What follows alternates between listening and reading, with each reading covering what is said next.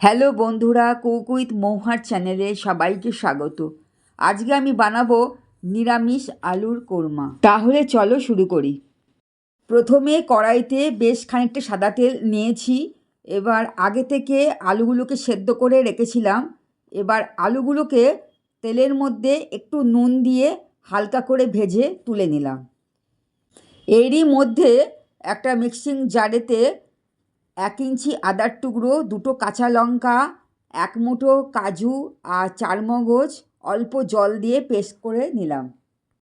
ওই তেলের মধ্যে একটা জয়িত্রী, 2টো ছোটো এলাচ, একটা দারচিনি আর 4-5টা লবঙ্গ ফোড়ন দিলাম। ফোড়নটা একটু নেড়ে নিয়ে ওই আদার পেস্টটা দিয়ে একটু কষিয়ে নেব। এর মধ্যে এবার মশলা ধোয়া জলটা দিয়ে আরেকটু নেড়ে নিলাম।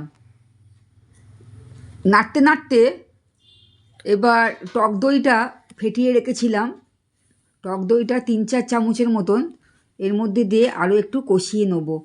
এর সাথে দিলাম 1 চামচ জিরে গুঁড়ো, 1 চামচ ধনে গুঁড়ো আর 1/2 চামচ শাহি গরম মশলা দিয়ে ভালো করে একটু কষিয়ে নেব। মশলাটা ভালো করে কষিয়ে নিয়েছি। এবার ভাজা আলুগুলো মশলার সাথে ভালো করে মিশিয়ে দিলাম।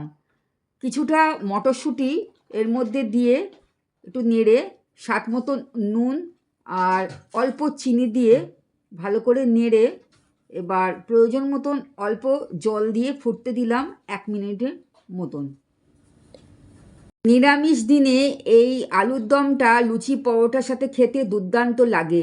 আমার এই রেসিপিটা যদি তোমাদের ভালো লাগে তাহলে লাইক, শেয়ার, সাবস্ক্রাইব করতে ভুলো না। পরবর্তী রেসিপিতে আবার দেখা হবে। টাটা।